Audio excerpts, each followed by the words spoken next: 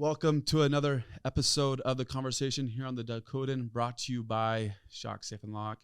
I'm Jonathan Starr. Today, I am joined by what has turned to be Minot's elder statesman in District 40, Matt Ruby. Thank you for joining us today, Matt. Yeah, thank you for having me. This is awesome. Absolutely. So before we jump into politics and everything that it is and it is becoming in 2024, first off, who's Matt Ruby? So I'm Matt Ruby. I'm born and raised in Minot. I graduated from Delax High School. I'm married. I have 4 kids. My wife Dana is a teacher, and my oldest is my daughter, and she is about to be 12. And then I've got 8, 6, and almost 3. So busy household. I work full time for the National Guard right now as a project officer. I do construction on the side, and Very it's cool. something that I've always kind of had in my back pocket as a I did it full time for a while, and then I got a spot with the Guard for a bit, and say it's kind of something I do a lot of still. Yeah, absolutely. I ran for the legislature in 2016. Kind of followed my dad into this.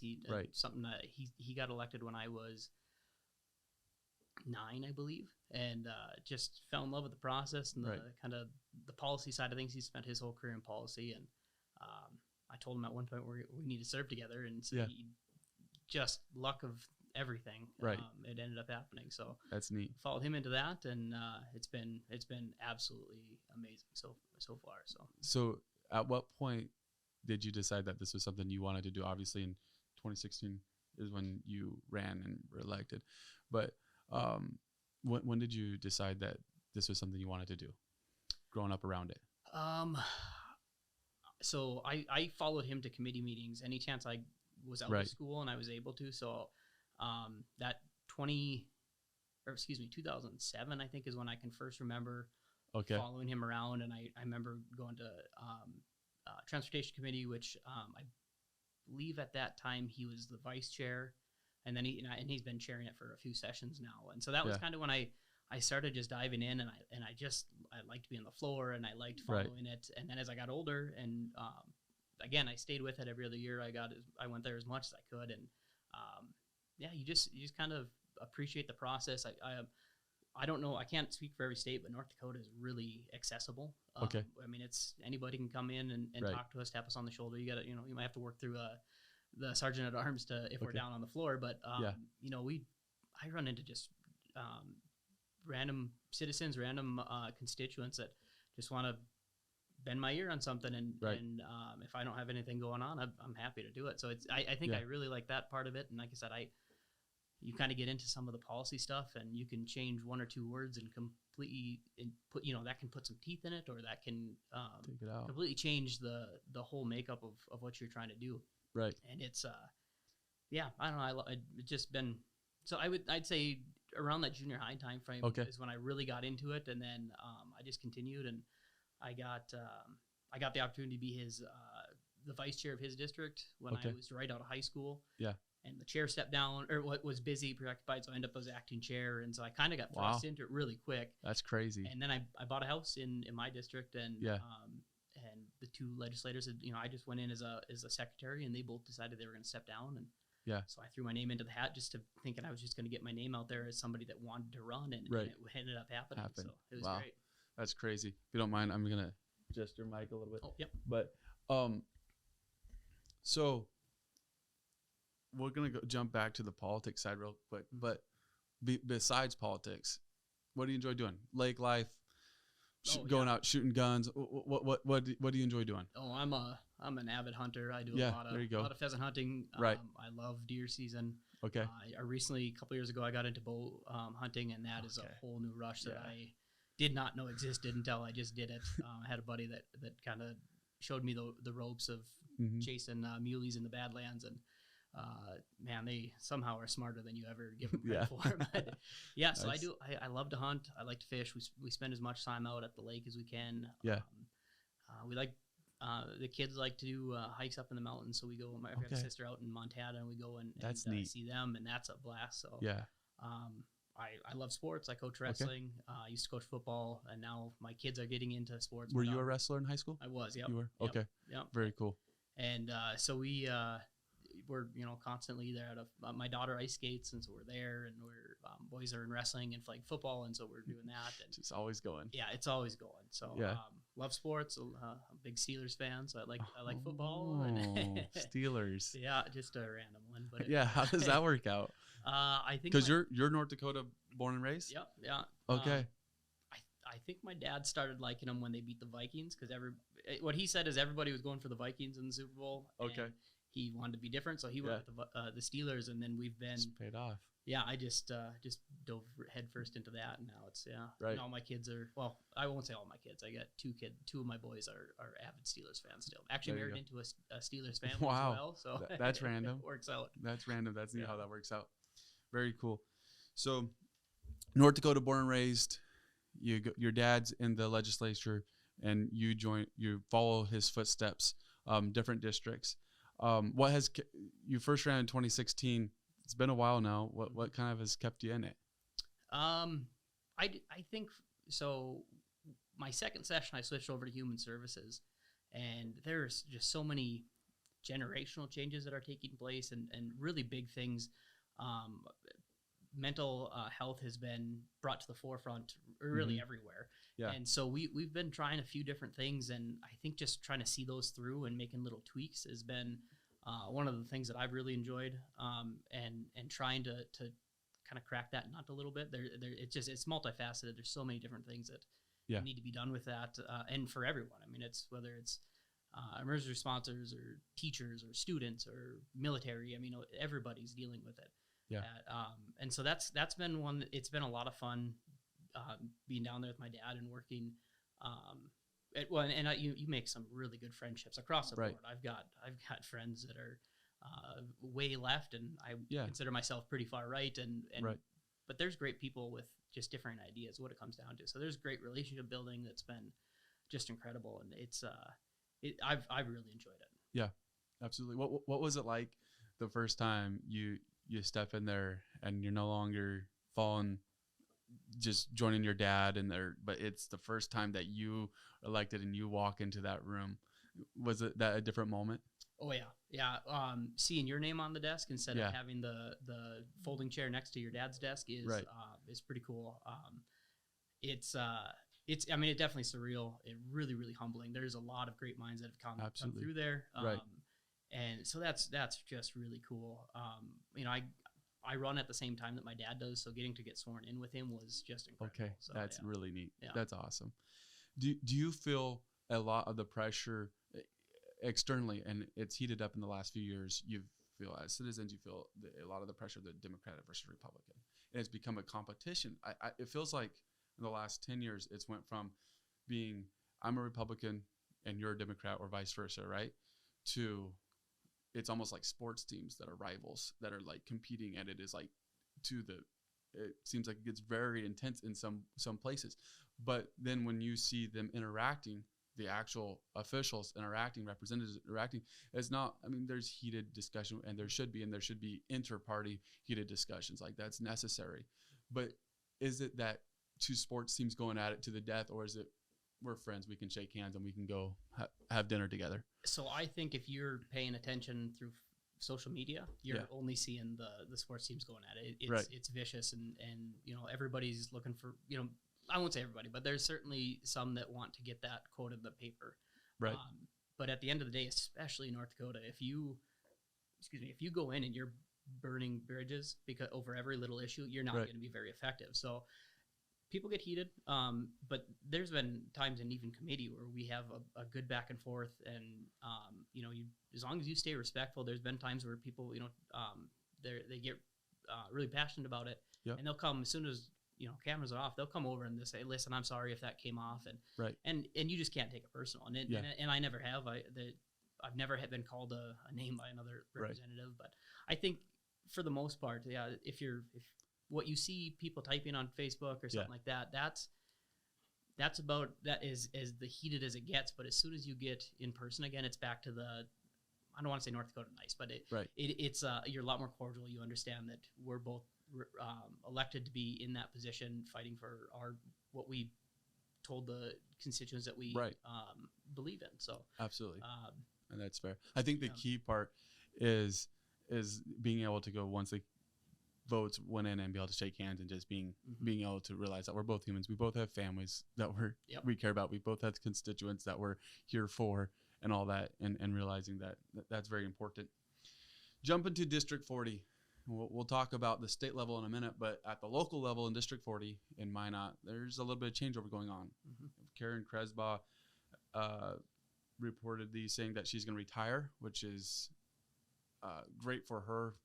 However, congratulations to her are in order. Obviously, it's sad to see an elder statesman like that go, but also she's been there for a long time. So very, very neat to see that. And so that means that there's a passing of the mantle that's going on. And then also Randy Schobinger saying that he is not going to run again. So suddenly there goes from a pretty experienced district to 2 open seats in one cycle, which is kind of crazy. Any thoughts on that just from the beginning? Yeah. You cannot overvalue that knowledge that we're losing with those guys leaving. Karen's been doing it for longer than I've been alive. And she is, I took great pride every time my house leadership would come out of a meeting and just could not figure out how to move her off her position. And it wasn't because she's just being stubborn. It's because she outmaneuvered her, either outsmarted them, had a point they couldn't argue. Right. And so that alone, her leadership, she's probably helped develop so many of the people in the Senate. Certainly me, I learned so much from her. I absolutely adore the lady. It's a huge loss for Minot. Absolutely. But I think she was ready. I mean, she spend more time with the grandchildren. I don't know if there's a better reason to step out than that, than to be with family. But and Randy's another one. He had 12 years in the Senate, another 8. He'll finish out this 8 in the House. So that's 20 years. Randy didn't say a lot on the floor, but when he did, people stopped talking because it was something that he was passionate about and something that he was very knowledgeable. And again, I learned so much from him. It's a huge loss. Absolutely. I'm excited. We have a lot of interest in the 2 spots. And all 3 spots. I'm not guaranteed anything either. Right. Here. Absolutely. And so we've had a lot of people reach out.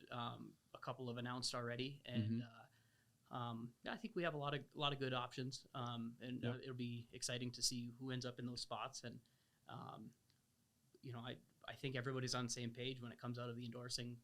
We work as a team at that point. Right. So. Yeah. From what we've tracked so far, it looks like Andrew Schultz has formally announced, and Charles Tuttle has formally announced. Any thoughts on those specific candidates? Put you in a hot seat. Yeah. So, Andrew was actually my opponent my first election. I don't know if people are going to go back and check that or what. Right. But he ran as a conservative Democrat, which is tough to do in North Dakota. Yeah. But he, I think the core things in the Republican Party are things that he was still advocating for when he was running against me. So, I think he's really bright. I think he'd be a natural fit. I think he'd do really, really well in the position. Charles is he's been around. He's a people mover. Yeah. We'll see how it goes. I'm not certain that he's because he did run as an independent in the last election. I don't think he's actually eligible to seek the endorsement. So he'll have to get the signatures and challenge in the primary. But you can never really count him out. I don't know who anybody that can get signatures and get people moving as much as he does. So it'd be an interesting race there. Absolutely. Jump into the state level. It's just been a year of change. Last year, mid to end of last year, there was a change at the Republican Party level with Perry Schaefer no longer being the chair. And then now recently we saw that Doug Burgum's not running for a 3rd term. Kelly Armstrong throws his name in the ring for governor. Tom Campbell immediately threw his name in for governor. And once Kelly Armstrong threw his name, he reverted to throwing his name in for the House position that was then left open by Kelly Armstrong. And then Rick Becker throws his name in for the House of Representatives as well. it seems like the Republican Party has been pretty stable at the state level for a bit. Mm-hmm. And now it feels like there's a lot of change that's going on. Is it just passing of the torch, or is it concern, or is it still stable? How do you feel? So it has a potential to be stable still. Yeah. I think there's still strong Republican values in the state. What it'll come down to is once the dust settles and the primary or even the endorsings are done, do they unite as a team, right, and back the person on the ballot? And right. I honestly have no idea. I hope hard. it does. I think, right. But there's certainly a division. There's some of the old guard, and there's a newer group or newer. I don't want to say newer group, but they're people that are newly involved. So they might have been paying attention, but they're very much involved now. And sometimes that comes with growing pains, is not fully understanding the process of everything. But at the same time, it's new ideas, it's new blood. I mean, it's something we were aching for in District 40 for a long time. Right. Yep. I can think of the number of times that we had meetings that there was just a handful of people, and we were reaching out to everybody that we knew, and we just didn't know them all. So right. I don't know. It's going to take the right person to unite it. Somebody that hasn't been that they got to appeal to both sides. They've got to be willing to work with both sides and hold both sides accountable. And I think that's probably the big one. Is most leadership I've heard so far is very much one side, and they'll say, well, that side's doing this, and as soon as you say, well, your side did that as well, then it's then the conversation breaks down automatically. Right. It's a defense, and I think if you can acknowledge that both sides of both factions haven't been completely clean in everything, then we can move forward as a state. But right. I don't know yet. I don't know if we're there yet. I really hope so. We're in an interesting state where the two-party system is, with all respect to the Democrats, they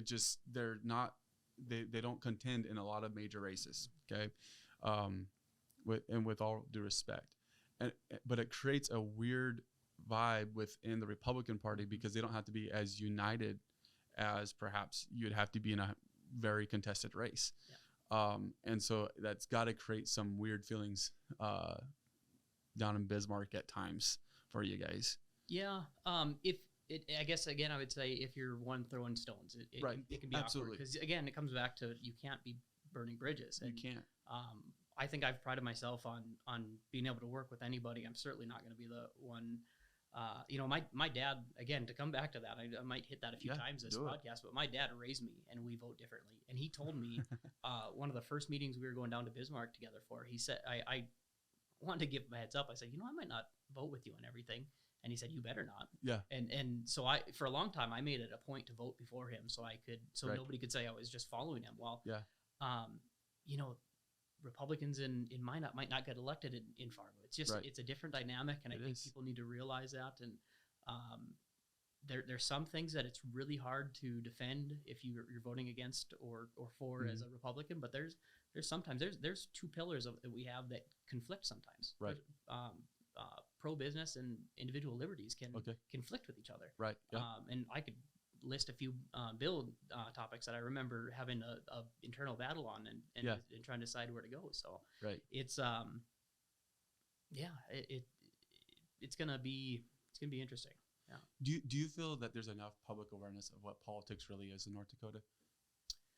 I think there's a lot of national coverage. I would think that I can think of at least 3 times every session where the media is misrepresenting a bill. Yeah. And that ignites certain bases. Right. And that's frustrating because all of our bills are on the state website. They're easily accessible. You can watch everything. You can send me an email. You can give me a call. I'd be happy to go through it. I got your home address. Yeah. It's online. Yeah. So if you call and actually go through the language of or you can look it up, go through the language of the bill and formulate your questions that way. Don't just be getting it from the media. The number of times that I've seen something from a national source and then I go and read into it and I tried to read both sides and figure out where I'm at on it. And the headline is so misleading. And we see it all the time in North Dakota too. So right. Yeah. Absolutely. Yeah. Do you feel there are the resources, especially on the state website, and the state website has improved substantially. The legislative website has improved, being able to find those resources. But do you feel and I'm not trying to put you in a hot seat, but what I'm trying to ask is, do you feel like the citizens fully understand how the structure is in North Dakota? For instance, it basically exactly replicates the national stage. Mm-hmm.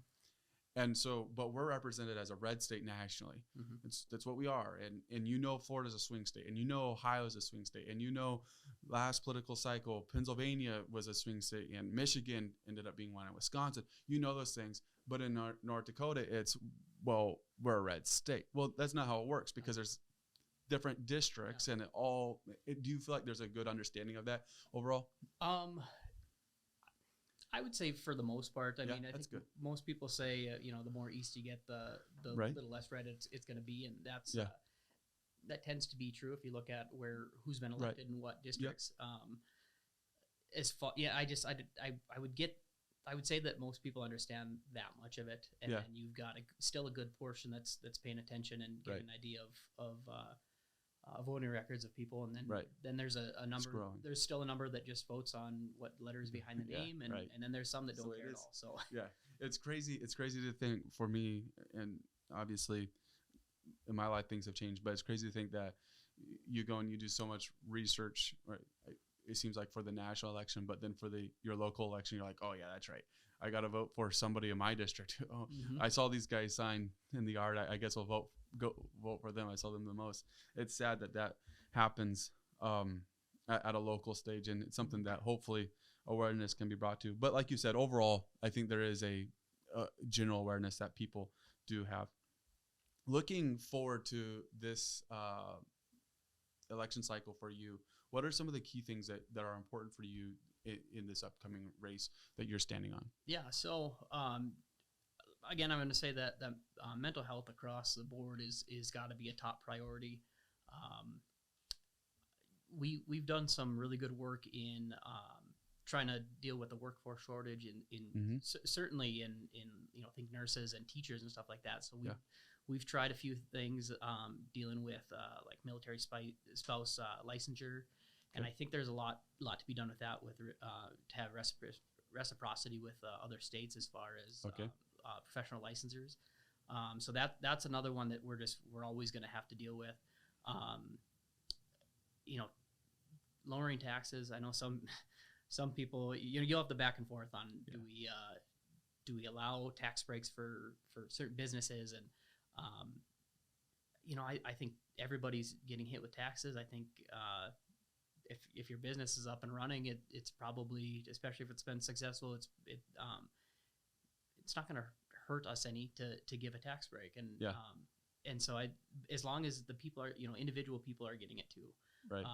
And so taxes are always going to be.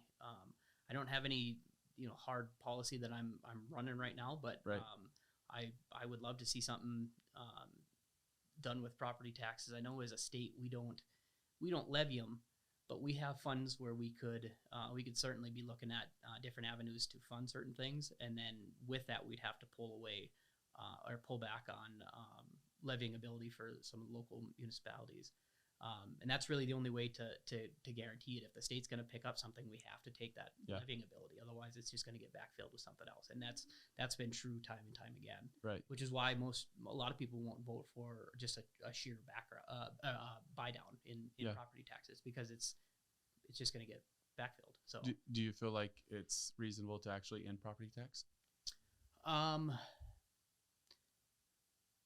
I would have to sit down and crunch numbers, but I think we have funds that, and they are going to need to be changed, and they can't be done at the legislature. There are some funds that are constitutionally determined on what they can be used for, and until the people change that, it would be tough for the legislature to do it. But I think that would be, if this measure passes, that is on the it's in the works. That needs to be the immediate bills that the legislature puts in, is to be able to open up those to cover particularly schools. So very good. What has it been like working with Governor Burgum? I haven't had a ton of individual stuff that we've worked on. He has hit some of the best things, cutting the red tape across the board. I mean, you hear that from every industry. And there's a certain level that you have to maintain a little bit of public trust. But when you get overdoing it, and the more we can push back on the federal government coming in, and I think that's one thing that Governor Burgum has worked well on or has done a really good job on is pushing back on the federal regulation. When he started going after certain legislators, that rubbed a lot of us wrong. Right. I lost a lot of trust. I was a little guarded with him. But I don't think I've ever been really on his radar. So right. I didn't feel that wrath, but I certainly have friends that did, and some won and some didn't. So right. That's been tough. And I think it was probably hard for him to adjust to not being able to have all the control. Right. Which I'm not defending his actions. I just think that was most of his reasoning. So, but yeah, I mean, overall, we certainly disagreed on a lot. Yeah. But there's some really good stuff that we agreed on, and so it's about all you can ask for, especially in this diverse of a legislature and in government. They're going to have everyone's going to have different priorities, and right. Yeah. So I don't think it was. I wouldn't say it was negative, but we certainly had our clashes on for sure. Yeah. I don't think there's anybody other than Kelly Armstrong has declared that they're running for governor.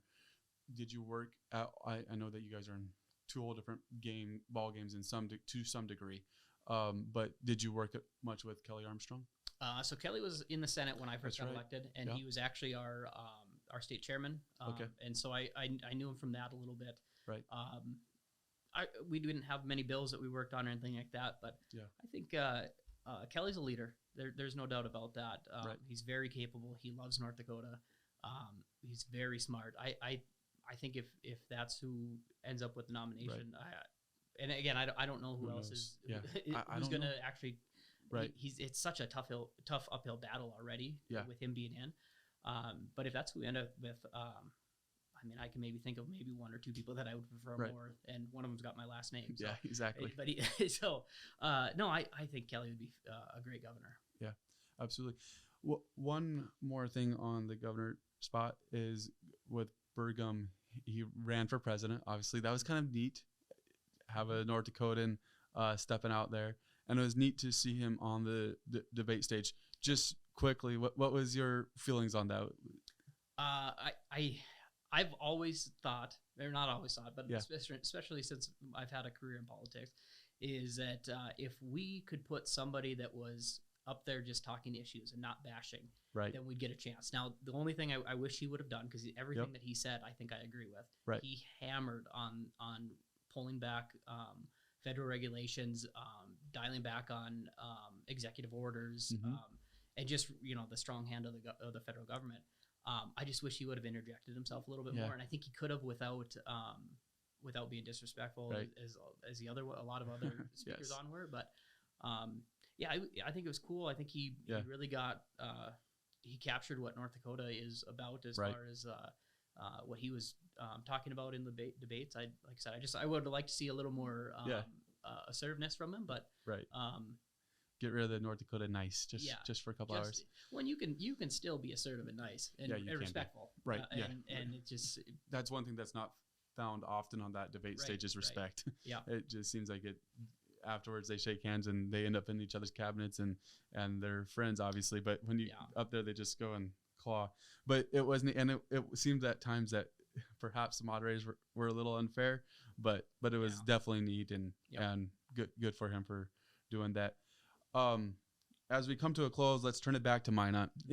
Any just words of wisdom, goals, visions that you have for Minot? Obviously, that's where you serve. So well, I mean, I'd be remiss if I didn't mention the military is facing a serious mental health issue. They are. We've had I don't even know the numbers, but in Minot, I think we had 3 in a week. At the Air Force Base, veterans, it seems like almost every other week we're hearing about another one. National Guard has had a few in the last couple months. I'll say this: if you ever need anyone if you ever need someone to reach out to, there, one, my number's on the state website. Right. Two, there are our resources, and three, we want you here. So if you ever have any issues or any ideas of suicide, please reach out. But as far as Minot, I just hope we get we can do more and across the state in general, just more to for outreach and help people that are dealing with that mental health. Absolutely. Now you're a director of the Forgotten Warrior Foundation. What do they do? So the Forgotten Warrior Foundation is a group of veterans that were formed to just spread awareness of PTSD, TBI, and brain injuries and stuff like that from of veterans. And what we kind of morphed into was we're trying to prevent veterans from getting to that issue, that point where they're struggling with suicide. So our backstory is there was Alpha Company out of Minot, deployed in 2006, I believe. They came back, and one of their own, Joseph Beal, Staff Sergeant Beal, he lost his battle with PTSD and took his life. And so there's a good group of them that started a motorcycle ride in his memory, and then they started a motorcycle club, and then I got on board in 2014, and we did a lot of we funded alternative therapies through the vet center, and we just tried to fill the gaps where the VA wasn't helping or wasn't able to. So they'll pay for substance abuse rehab, but they won't pay to get you there. So we covered a lot of travel and gave very good. Basically a gift card for food and stuff like that. Yeah. And so just little things like that. We decided we wanted to take it to the next level, and so we set up the foundation. Our goals are to be getting into being able to provide PTSD dogs, where we sponsor a dog to go through the training. But right now we're just we partner with Community Action a fair amount, and we help. They get veterans.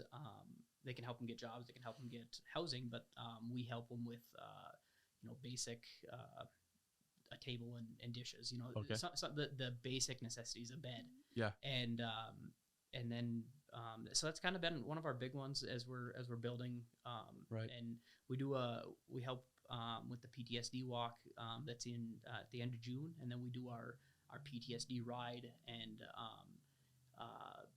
we do a raffle with that, and all those proceeds go right to the Forgotten Warrior Foundation. And I can tell you, myself as director, every cent either goes to helping veterans or it goes to maintaining our nonprofit status. So my staff and I don't take any; it's all completely volunteer. So it's a small drop in the bucket of what's going on in Minot as far as veterans, and and it's like I said, it's multifaceted. There's so many different approaches, and there's so many causes that people get to that point where they're considering suicide. And so the more we can do to prevent that and keep people off the streets and away from drugs and so many things. Absolutely. This is what we're trying to do. Very good. Well, I really, really appreciate you joining us for this podcast. Yeah, I appreciate you having me, and this has been great. Absolutely. Wish you best of luck in your upcoming race.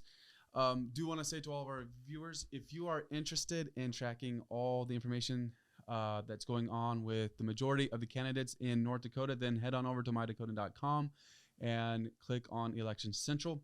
There we have a list of all the candidates, all of our current legislators, a bunch of information with them. You can filter it, whatever you want to see, you'll be able to find there. We have podcasts like this that are associated with them, along with other news to help you get to know your legislator more and make some informed voting decisions this political cycle. This has been another podcast here on The Conversation, brought to you by the Dakotan. We hope you have a great rest of your day, and stay tuned for some more of these coming out soon.